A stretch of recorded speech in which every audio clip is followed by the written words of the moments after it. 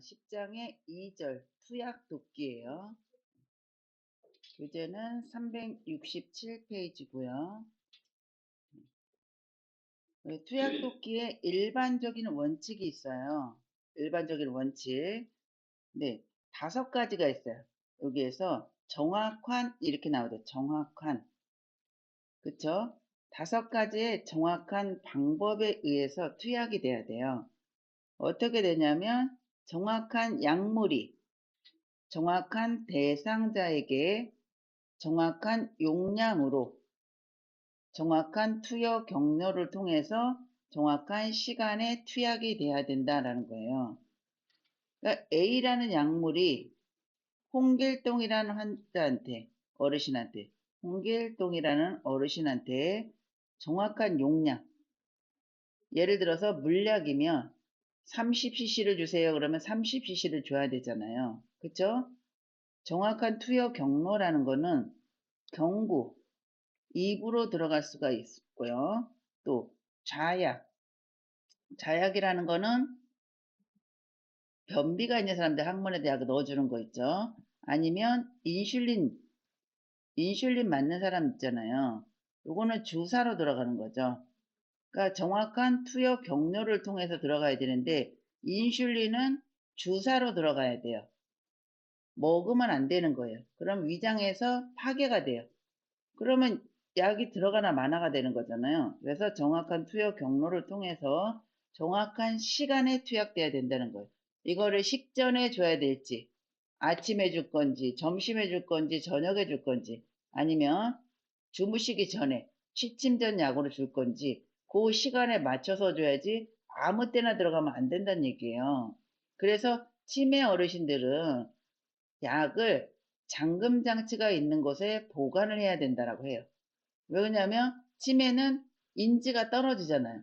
그러니까 내가 약을 먹었는지 안 먹었는데도 먹었다 그러고 먹었는데도 안 먹었다 그러고 또 달라고 이렇게 한단 말이에요. 그래서 치매 어르신들은 약을 잠금 장치가 있는 곳에 보관한다. 이건 치매 쪽에서 시험에 나와요. 예, 치매 쪽에 나오고요. 그 다음에 2번 보시면 투약을 했잖아요. 그러면 투약을 한 후에는 평소와 다른 이상 반응이 나타나는지를 관찰을 해야 돼요. 이 약이 바뀌었어요. 예를 들어서 약이 바뀌었는데 그 전이랑 틀린 증상이 나타나요. 그러면 그 약을 계속 주는 게 아니라 보호자한테 이야기를 하든지 아니면 간호사한테 얘기를 해서 요양원이다 그러면 간호사한테 얘기를 해서 전에는 이런 반응이 없었는데 이런 반응이 나타나네요. 자꾸 헛소리하고 이런 딴소리하고 이런 반응이 나타나네요 라고 관찰을 해서 보고를 해줘야 돼요. 여기서 보시면 관찰을 한다라고 나왔죠. 관찰. 그러면 이 관찰한다는 거는 우리가 요양보호사의 역할이라는 게 5가지가 있어요. 요양보호사의 역할 5가지. 그게 뭐냐면 5가지가 관찰자의 역할, 두 번째 정보 전달자의 역할, 세 번째 숙련된 수발자의 역할, 또 옹호자의 역할, 뭐 잘한다 이렇게 해주는 동기 유발자 역할, 이렇게 5가지가 있는데 여기에서 관찰을 한다라는 거는 관찰자의 역할이에요. 살펴보는 거. 그 요양보호사의 역할 5가지 시험에 잘 나와요. 근데 그거는 이제 다시 또 이제 배우니까 여기에서 이제 계속 반복적으로 말씀을 드릴 거예요. 관찰을 한다라는 거는 관찰자의 역할이에요. 관찰자의 역할. 그래서 이거를 잘 관찰을 해가지고 간호사한테 이야기를 했어요. 그러면 간호사한테 이 어르신에 대한 이상 반응에 대한 상황을 정보를 전달해 준 거잖아요. 그러면 이거를 상황을 보고 이야기를 하는 것만 가지고도 2가지를 했다는 얘기예요.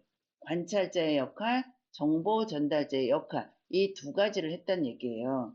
그 다음에 3번째는 대상자가 약물 투약을 거부하거나 아니면 평소와 다른 이상 반응이 나타날 경우가 있겠죠. 그러면 간호사나 시설장, 관리 책임자에게 보고를 해요. 이것도 뭐예요? 보고도 정보 전달자 역할이죠.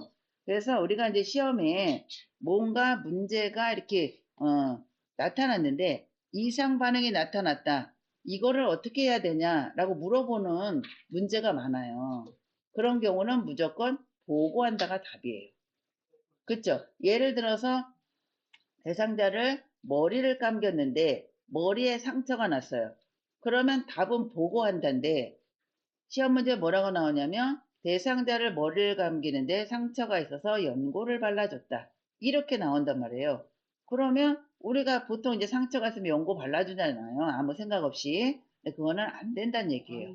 보고를 한 다음에 그 다음에 간호사의 지시에 따라서 아 그러면 선생님 요 연고를 좀 발라주세요 라고 하면 그게 되는 건데 내가 그냥 알아서 연고를 발라주고 목욕을 할 때 등에 상처가 나서 연고를 발라줬다. 이거는 정답이 아니란 얘기예요. 무조건 뭔가 문제가 생겼어요. 그러면 답은 보고한다가 답이에요.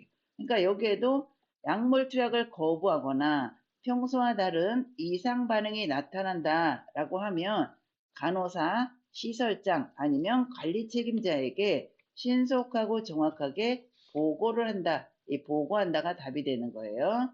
그 다음에 옆에 꼭 알아두시기 보실게요. 교재에 우리가 옆에 왼쪽이든 오른쪽이든 꼭 알아두기라고 써 있는 게 있어요. 이 꼭 알아두기. 이 꼭 알아두기는 시험에 잘 나와요. 왜냐면 반복적으로 여기에 나왔는데 또 요 옆에 쪽으로 또 나오는 경우가 있어요. 그러면 굳이 옆에 있는데 또 그 옆에 써놓을 필요가 없겠죠. 이거는 중요하니까 반복적으로 바라란 얘기예요.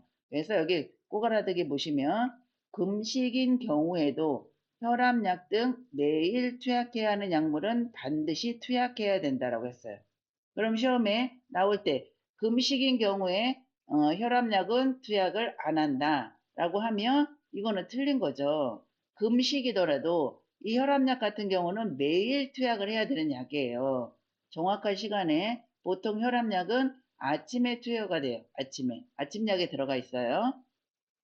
근데 이거를 안 먹게 되면 갑자기 화가 나는 일이 생겼어요. 그러면 열이 받죠. 열이 받으면 어떻게 돼요? 혈압이 오르죠. 그래서 그 순간에 뇌 혈관에 약해져 있는 뇌에 약해져 있는 혈관이 터져버리는 거예요. 그게 뇌출혈이에요. 이거 한 번 안 먹는다 해서 문제가 아니라 그래서 우리가 이제 다른 쪽에서 이제 시험 문제 나오는 거가 대상자가 혈압약을 안 먹으려고 고집을 부려요. 그러면 요양보호사는 어떻게 대처를 해야 되는가? 이렇게 이런 문제도 나와요. 그런 경우에는 이 약을 혈압약은 계속 먹으면 뭐 부작용이 있대. 나는 부작용 때문에 안 먹겠어. 이런 분들이 많아요. 그럴 때는 어떻게 해야 되냐면 이 약을 안 먹어 약을 먹어서 생기는 부작용보다 안 먹어서 생기는 혈압이 올라서 뇌출혈이 생겨서 중풍이 와요. 그럼 한쪽이 마비가 돼요. 그러면 혈압약을 먹어서 부작용이 생기는 거는 언제 생길지 몰라요. 그런데 혈압약을 안 먹으면 언제고 중풍에 걸릴 수가 있어요. 순간에 혈압이 쫙 올라가면 약해져 있는 뇌의 혈관이 터져버린다고요. 그게 뇌출혈이에요. 그래서 이 먹어서 생기는 부작용보다 안 먹어서 생기는 문제가 더 크니까 약을 드셔야 합니다라고 설명을 해줘야 된다는 얘기예요. 그 시간을 떠나서라도요. 그렇죠. 예, 왜, 아니, 그러니까 그 시간을 떠나서가 아니라, 왜냐면 이제 혈압약은 수술을 하거나 그러면 그야말로 금식을 해야 돼요. 그런데, 그렇지 않은 경우에는 뭐, 예를 들어서 뭐, 검사를 한다. 이런 경우 있잖아요. 그러면 굳이 물하고 안 먹어도 그냥 뭐 막말로 그냥 침을 모아가지고 먹을 수도 있고 방법은 여러 가지가 있다는 얘기예요. 그래서 어쨌든 금식인 경우에도 혈압약은 아니면 매일 투약하는 뭐 결핵약 같은 거 있잖아요. 그런 거는 매일 투약을 해야 돼요. 결핵약은 약을 안 먹으면 이게 문제가 뭐냐면 이 결핵의 균이 약을 먹어서 활동을 안 하다가 중간에 막 끊어버리잖아요. 그러면 다시 활동을 해요. 그러면 어떻게 돼요? 결핵의 균이 활동을 한다는 거는 전염력이 생긴다는 거예요. 약을 먹어서 남들한테 전염을 시키지 말라고 약을 먹는데 막 먹었다 안 먹었다 해요. 그러면 이 균이 다시 활발하게 움직이면 나는 약을 먹고 있기 때문에 남한테 안 옮기겠지라고 생각을 하겠지만 몸에서는 균이 활발하게 움직이고 있으면 이 결핵은 호흡기 질환이에요, 호흡기. 폐결핵 있잖아요. 그럼 폐에 있는 거죠. 그럼 우리가 대화를 하다 보면 균이 밖으로 나온단 말이에요. 그러면 상대방도 호흡을 하잖아요. 그럼 내가 숨을 들이마시면서 결핵균을 먹을 수가 있다는 거예요. 그러면 결핵에 걸리겠죠. 근데 이 대상자는 본인은 먹고 있으니까 나는 괜찮겠지. 이런단 말이에요. 그런데 결핵약은 2주만 먹으면 결핵균이 이 활동을 멈춰요. 그래서 격리를 해도 2주만 격리를 해요. 혼자서 쓰는 방으로 2주 동안 격리를 했다가 다시 내가 쓰던 병실로 옮겨가요. 그 이후에는 활동을 안 하기 때문에. 그런데 이게 먹다 안 먹다 하면은 다시 생겨버리잖아요. 그러면 이 결핵약은 보통 6개월에서 1년을 먹잖아요. 그러면 한 6개월 잘 먹었어요. 그러다가 또 이제 먹다 안 먹다 했단 말이에요. 그러면 결핵균이 다시 나오겠죠. 그러면 어떻게 해요? 처음부터 다시 해야 돼요. 그러니까 굉장히 힘들죠. 결핵이 완치가 될 수 있는 방법은 의사가 시키는 대로 꾸준히 약을 먹어서 완치가 됐습니다. 라고 할 때까지 끝내야 되는데 중간에 내 맘대로 먹다 안 먹다 이렇게 해버리면 어떻게 됐어요? 균이 다시 활성화되고 나는 처음부터 다시 해야 돼요. 그러면 1년을 다시 한다 생각해 보세요. 얼마나 힘들겠어요. 그래서 이렇게 매일 투약해야 되는 약물은 반드시 투약을 해야 된다라는 거예요. 올 시험에 잘 나와요. 그 다음에 2번에 돕는 방법을 보시면 대상자가 안전하고 정확하게 약을 사용하도록 도와야 돼요. 어떻게 해야 되냐면 1번 보시면 약의 종류에 따라서 가루로 만들 수 있는 약이 있고 약을 그냥 그대로 투약을 해야 되는 약이 있어요. 그래서 약국에서 약을 가지고 오면 그 가져온 상태에서 투약을 해야 된다라는 거예요. 자, 여기 보시면 약이 모양이 이렇게 동그란 게 있고요. 또 금이 가 있는 게 있고요. 금도 뭐 일자로 가 있는 것도 있고 십자로 가 있는 것도 있어요. 또 캡슐로 되어 있는 것도 있고 이렇게 기다랗게 캡슐이 되어 있는 게 있고 아니면 이렇게 기다란 상태로 그냥 금 안 가 있는 거, 또 금이 가 있는 거 여러 가지 약이 있단 말이에요. 근데 이거는 괜히 심심해서 뭐 일자, 십자 아니면 반을 잘리기 쉽게 이거는 뭐 4등분으로 편하게 자르기 쉽게 이 의미가 아니라 물론 이렇게 반을 이렇게 갈라 놓으면 반만 먹어야 될 때 정확하게 잘라지는 것도 있겠지만 이거는 뭐를 표시하는 거냐면 요렇게 된 거는 자르거나 가를 수가 없어요. 가는 거를 우리가 분쇄라고 그래요. 분쇄.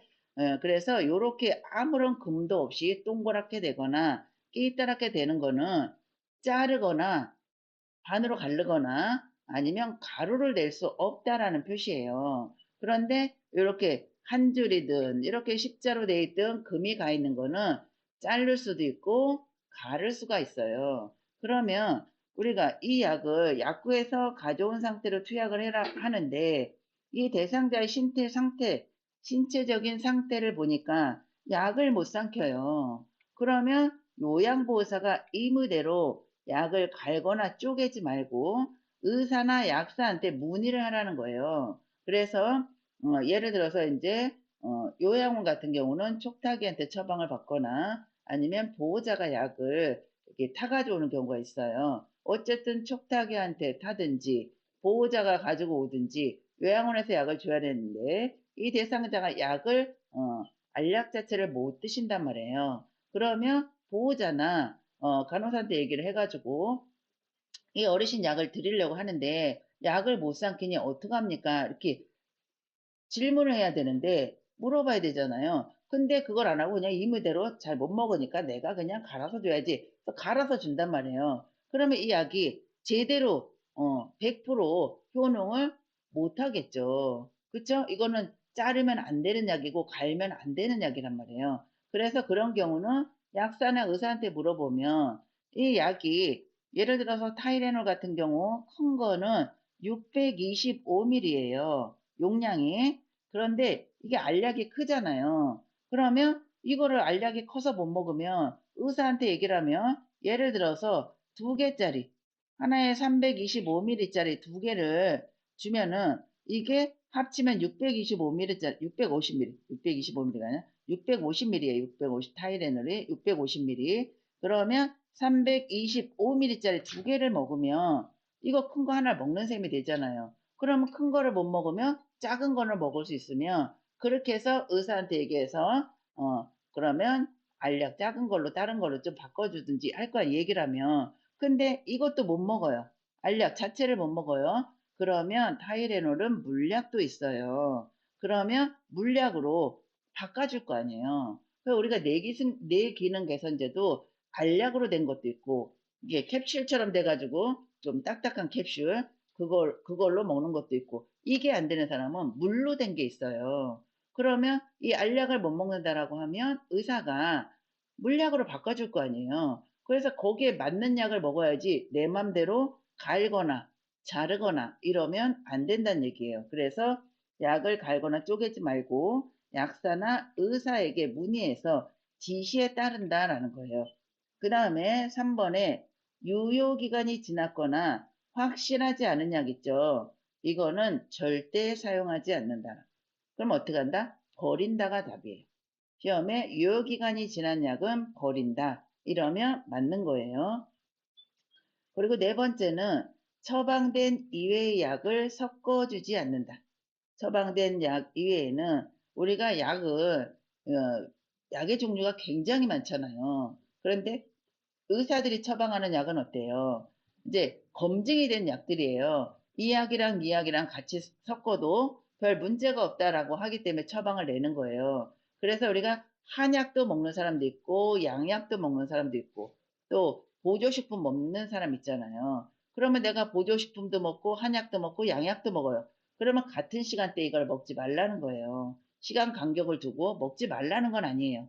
그런데 의사한테 상의를 해서 내가 의사한테 처방을 이 약을 받았잖아요. 그런데 내가 이제 어떤 증상이 있어서 한약을 먹는데 이거 같이 먹어도 되나 안 되나 이런 거를 물어봐야 된다라는 거예요. 왜냐면 약에 따라서 또 같이 먹어서 좋은 게 있고 같이 먹어서 안 좋은 거가 있어요. 근데 같이 먹어서 좋은 거는 우리가 이제 철분제 같은 경우는 비타민 C, 비타민 C가 약으로 된 것도 있잖아요. 근데 비타민 C는 과일에 뭐 오렌지 주스 이런 데는 비타민 C가 많잖아요. 그래서 철분제하고 비타민 C나 오렌지 주스랑 같이 먹으면 흡수가 잘 돼요. 이거는 도움을 주는 거잖아요. 그런데 고혈압약이랑 고지혈증약 요 두 개는 자몽 주스랑 같이 먹으면 부작용이 나타난대요.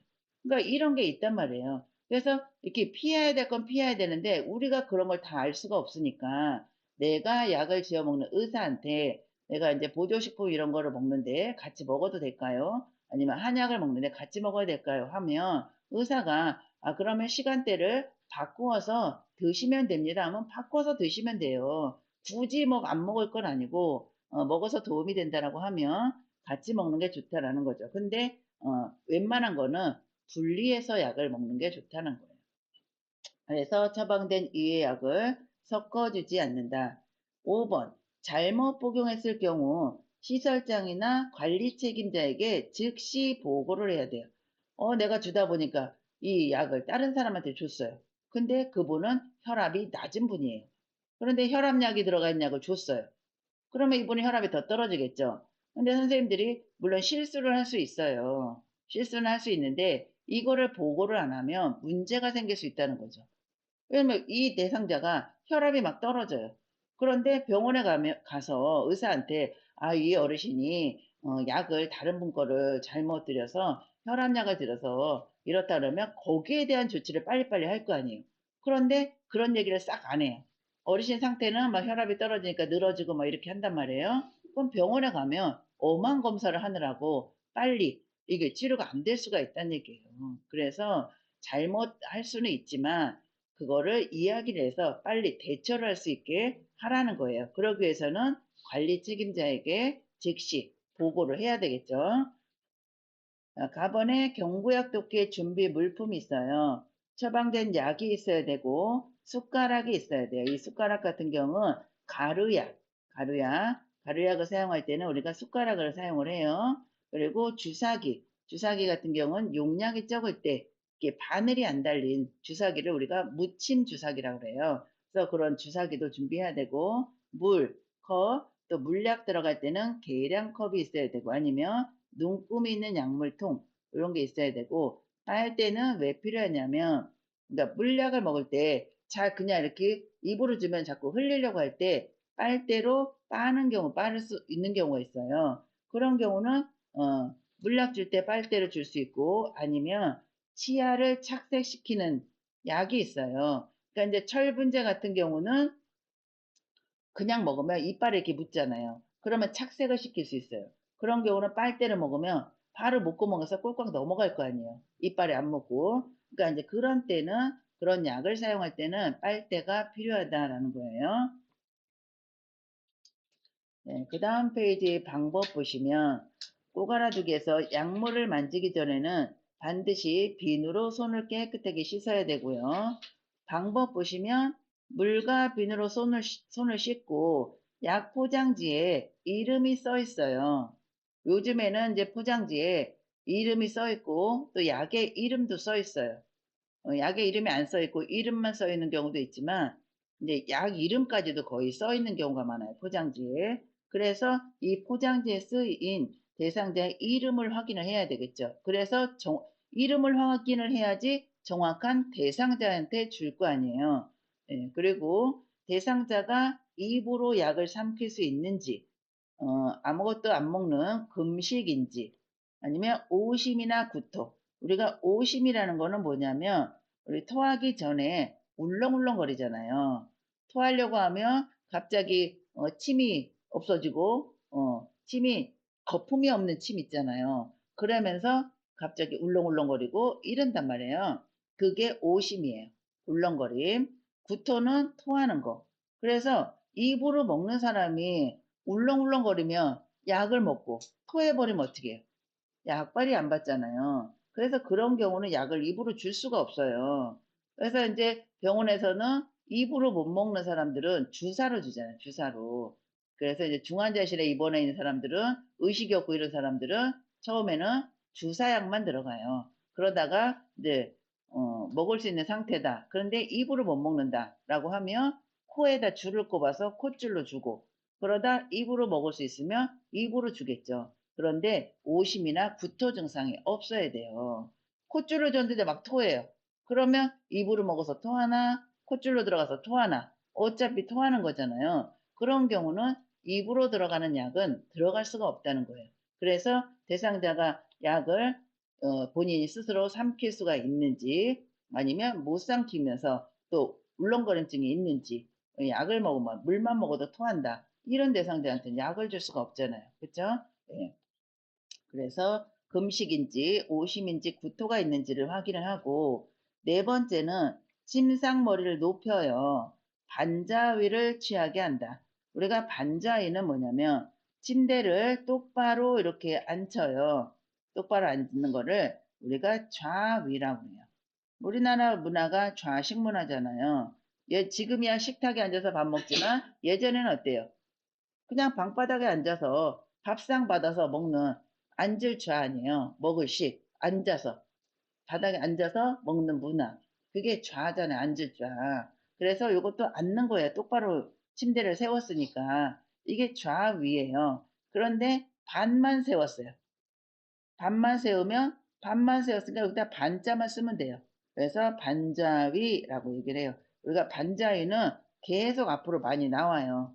예, 반자위. 그래서 침상머리를 높이거나 아니면 반자위를 취하게 한다.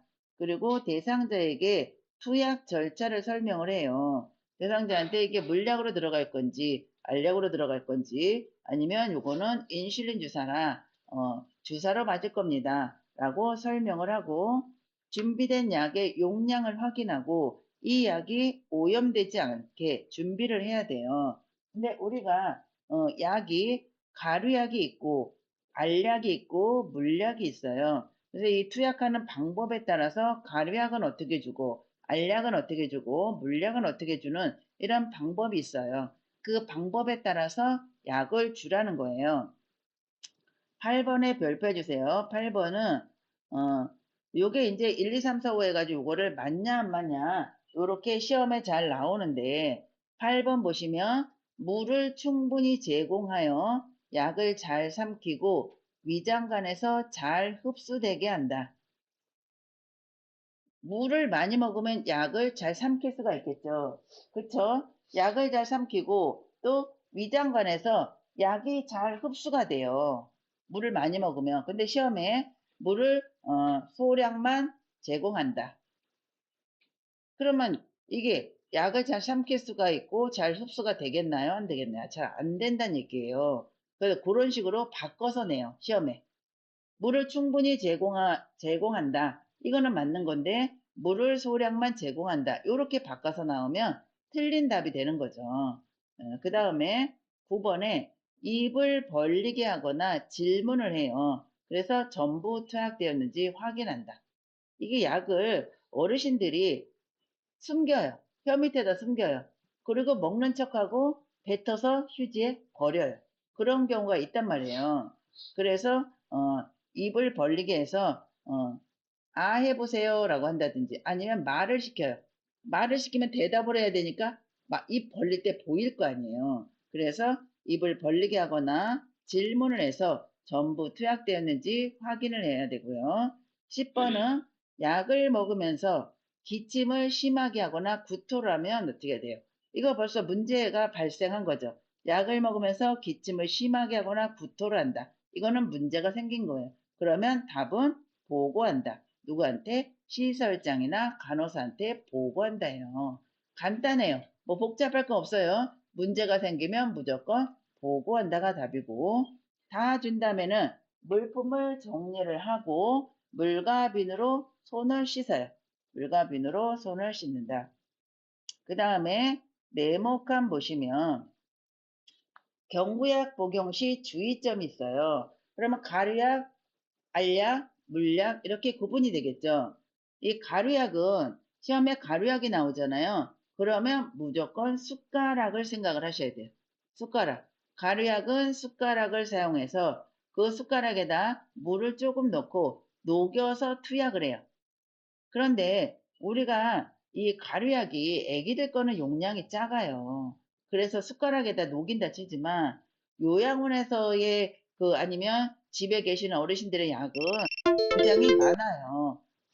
한두 가지가 아니기 때문에 그거를 가루로 내놓으면 숟가락이 넘쳐요. 그래서 거기다 숟가락에다 우리 시험을 봐야 되니까 숟가락에다 해야 된다는 거는 기억을 하지만 실제로 줄 때는 컵에다가 물을 요만큼 넣어서 녹여요. 여기다. 녹여서 숟가락에다 이렇게 따라서 한 입 들이고 그 다음에 깨끗한 물, 이 약 안 탄 물 이렇게 줘야 되는데 숟가락에다 놓고 녹이기는 쉽지 않아요. 다 흘리고 해서. 근데 시험에는 숟가락에다 사용해야 된다. 가루약 그러면 숟가락을 꼭 기억을 하셔야 돼요. 그래서 약간의 물에 녹이는 투약하고 용량이 적잖아요. 그러면 바늘을 제거한 주사기, 우리가 무침 주사 그래. 침이 없다. 그래서 무침 주사기예요. 요거를 사용해서 주사기를 쭉 이렇게 빨아들여서 그대로 입에다 이렇게 넣어주면 돼요. 그래서 주사기를 이용하여 녹인 가루약을 흡인해서 주사기를 빨아들이는 거를 흡인이라고 그래요. 그래서 흡인해서 입안으로 조금씩 주입을 하고 알약은 어떻게 해야 되냐면 우리가 알약을 병에 들어있는 거 있잖아요. 약병.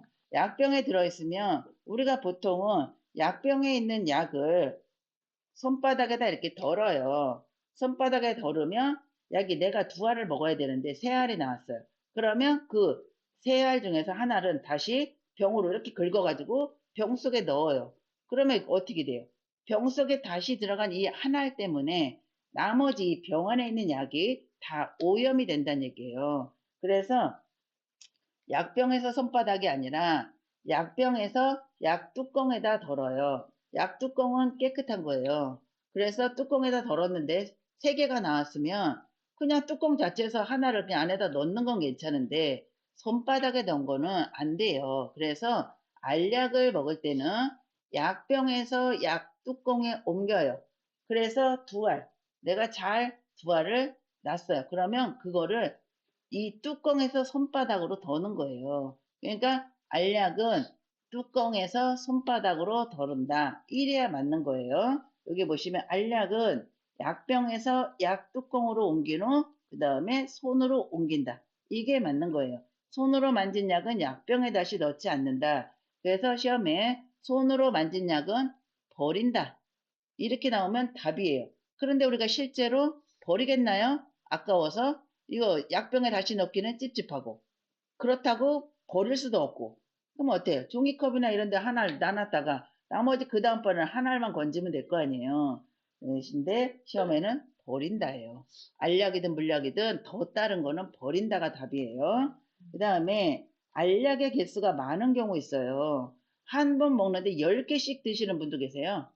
한 끼에. 그러면 약이 많은데 열알을 뭐 6알, 7알 이거를 한 입에 넣었다가 잘못해서 기도로 넘어갈 수가 있어요. 위험하잖아요. 그래서 알약의 개수가 많은 경우는 두세 번에 나누어 투약한다. 요거 시험에 잘 나와요.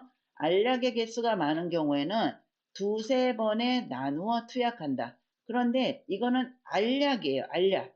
근데 시험에 물약이 양이 많은 경우 두세 번에 나눠 먹인다. 이거는 틀린 거예요. 물약은 아니에요. 알약만 양이 많으면 개수가 많으면 두세 번에 나눠 먹는 거는 알약이라는 거예요. 물약 아니에요. 그리고 대상자가 손을 떠는 경우 있어요. 우리가 예를 들어서 파킨슨 환자인 같은 경우는 손을 이렇게 떨어요. 안정시 떨림이라 그래요. 가마에서 손을 덜덜덜덜 이렇게 떨고 있단 말이에요. 그런데 약을 준다고 그분의 손바닥에다 약을 줘요. 그러면 입까지 가는 동안 반은 흘리고 반은 떨어지겠죠. 그래서 대상자가 손을 떨거나 아니면 입안에 넣다가 떨어뜨려서 약을 잃어버릴 우려가 있다라고 하면 우리가 직접 넣어주라는 거예요. 요것도 잘 나와요. 손을 떨거나 입안에 넣다가 떨어뜨릴 우려가 있는 사람은 직접 입에 넣어준다. 그러면 답이에요. 그 앞에서 나온 것처럼 약을 삼키기 쉽게 해주고 위장관에서 흡수가 잘 되도록 충분히 물을 준다. 충분히 물을 준다. 요거 또 나왔죠. 그 다음에 물약은 이 계량컵이라는 게 있어요. 물약은 예를 들어서 10cc만 줘라, 5cc만 줘라. 그러면 우리가 그거를 눈대중으로 알 수가 없기 때문에 계량컵이라는 게 있어요. 이렇게 눈금이 그려져 있는 거. 그래서 물약은 뚜껑을 열어요. 근데 알약은 그냥 뚜껑을 잡고 병에서 그냥 뚜껑에다 따르면 되는데 물약은 상황이 틀려요. 이런 계량컵에다가 따르라고 하니까 물약의 뚜껑을 열어가지고 뚜껑을 내려놓고 컵을 잡아야 된단 말이에요. 그래서 이 뚜껑을 내려놓을 때는 뚜껑의 안쪽이 위로 가게 내려놔야 돼요. 왜 그러냐면 뚜껑을 열어가지고 이렇게 엎어놔요. 엎어놓으면 닿는 부분이 오염이 되겠죠. 그 닿는 부분은 다시 뚜껑을 덮을 때 여기 덮는 위치가 된단 말이에요. 그러면 이 약이 오염이 될 수 있기 때문에 약병의 뚜껑을 열어서 뒤집어서 놓고,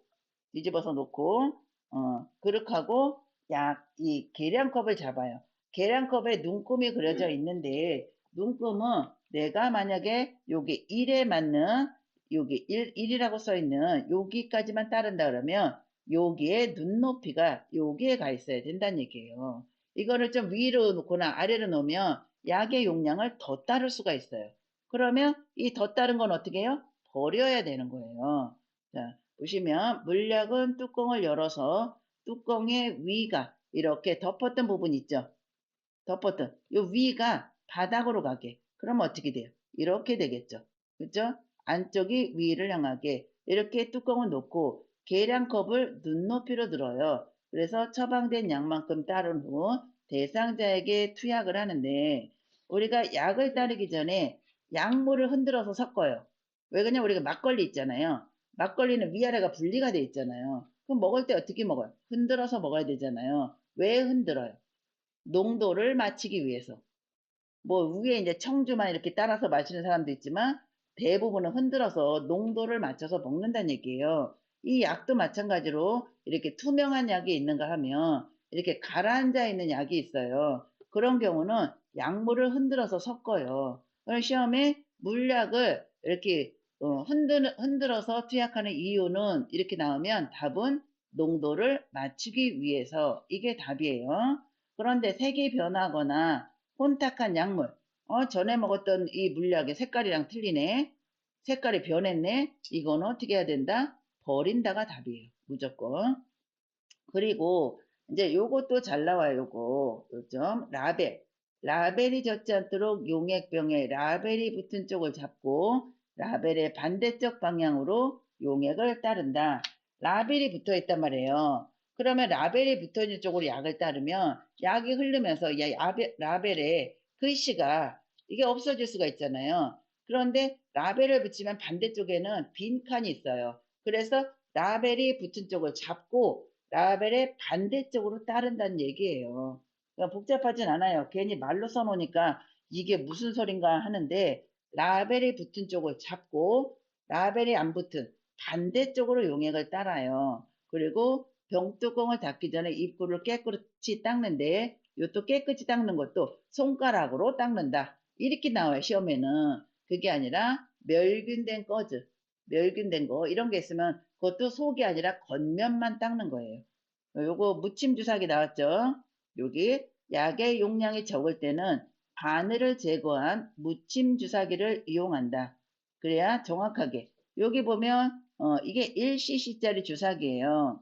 그런데 약의 용량에 따라서 이거는 10cc짜리예요. 10cc짜리 주사기로 0.3cc를 줘라. 이렇게 되면 어떻게 되겠어요? 1cc도 아니고 0.3이면 굉장히 조금이잖아요. 그럼 여기에 양이 끼다 말겠죠. 그런 경우에는 이렇게 큰 주사기가 아니라 작은 주사기 0.3 그러면 요건 1cc짜리니까 이만큼 보일 거 아니에요. 그러면 내가 약을 이렇게 주사기로 빼더라도 정확하게 용량이 줄 수가 있는데 이거는 0.3을 줄 수가 없어요. 주사기는 주사기지만 큰 주사기는 안 되고 작은 주사기를 사용해서 정확한 약을 복용을 하게 된다는 거예요. 그래서 여기 보시면 물약, 아까 얘기했죠. 병뚜껑. 요거 그림 문제 시험에 잘 나와요. 약병에서 병뚜껑을 내려놓을 때 맞는 병 그림, 뚜껑 그림. 그래서 요렇게 그려놓은 것도 있고 아니면 옆으로 세워서 이렇게 놓은 것도 있고 뒤집어서 놓은 것도 있고 여러 가지 그림을 그려놔요. 요 뚜껑, 병은 그대로 있고 뚜껑만 가나다라 이렇게 해가지고 찾는 그림. 그럴 때 뚜껑의 안쪽이 위로 가게, 겉면이 바닥을 향하게, 아래를 향하게 요 그림으로 나오는 경우도 있고 말로 약병 뚜껑을 열 때 병뚜껑 안쪽이 위를 향하도록 한다. 아니면 겉면이 바닥을 향하도록 한다. 이런 식으로 시험에 나와요. 그래서 요거를 잘 보시면 되고요.